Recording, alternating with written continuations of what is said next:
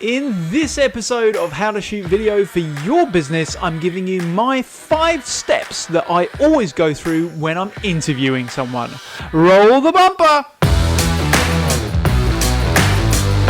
G'day guys, my name is Bruce Garrett, I'm the owner of Gingerbeard Media, and in this video I wanted to talk through the 5-step process that I always go through when I'm shooting interviews with clients. So if you're out there and interviewing people in your business, these 5 tips are probably going to be pretty useful for you. The first thing I want to mention about these 5 tips is that this is a short brief that I give people just before they're about to start rolling, and I do that because it's then freshest in their memory, so they're actually going to remember it. If I give them the briefing too soon, then they're just going to forget, they're going to panic. Most people who step onto camera are nervous, and you need to try and work with them to help them coach through that process. The other thing that I've mentioned about these 5 points is that it doesn't get someone comfortable on camera, and really when you're trying to get an interview from someone, that is really important.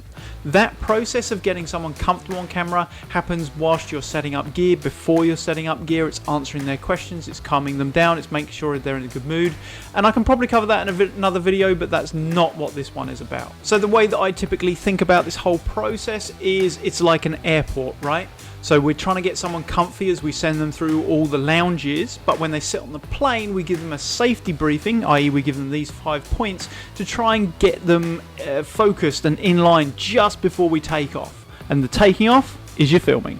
Wow, that is a really bad metaphor. Step number 1 is to ask your interviewee not to start the sentence with an if, so, or a but. And the basic reason behind this is it makes it so much easier to edit if you don't have those as starting sentences. For example, if you always have someone who starts their sentence with, so I was doing this, so I went over here and spoke to someone, it's really hard to bring that together in an edit as a cohesive flowing piece because they're constantly breaking that up. The second thing I ask them to do is to try and get the answer in context. So if we were to remove the question, because I'm likely not to have my voice on the film, we want the answer to still make sense. So typically I give them an example. So I say, for example, if I was to ask you what color the sky is today, and you just say blue, all I can use is blue in your answer. Whereas what I'm actually looking for is a bit of a description. So today the sky is blue, we have wonderful weather, the sun is shining, I feel it flows so much easier and will make the edit, again, so much easier for you. The third thing I check is that they don't have a mobile phone. These typically interfere with any wireless signals, they can distract the person who's being interviewed, and they're just generally annoying to have on set, in all honesty. So to stop your interview becoming Hi? Yeah. So to stop your interview becoming distracted, make sure they're not just on silent, make sure they're turned off, they're away from the person, and make sure they're 100% focused on what you're trying to do. It will make your shoot run a lot quicker. In step number 4, we tend to start assuring them.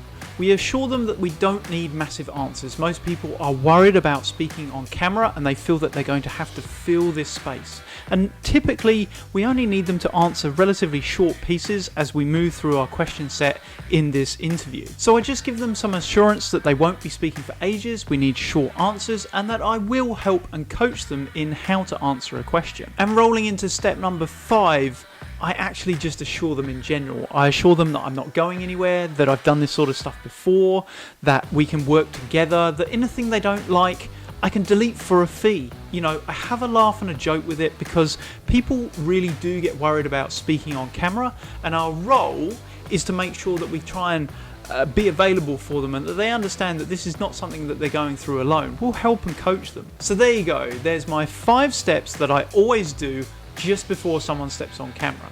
Now the first thing I do once I've started that camera rolling is obviously do some sound checks, make sure that we can hear them, but I then ask them to say and spell their name and company position. First thing I get you to do is just spell your first name for me. Okay, it's Darren, D-E-R-R-I-N. Give me a first name, surname, spell them both, and then just remind me of your position.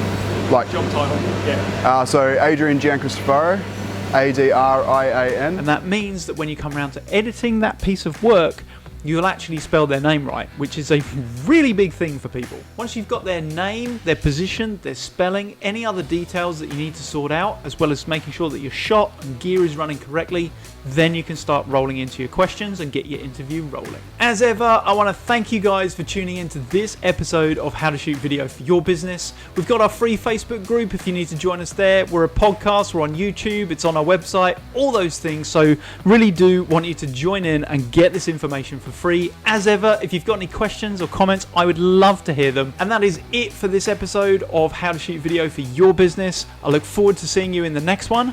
Gingerbeard Media. Get on beard.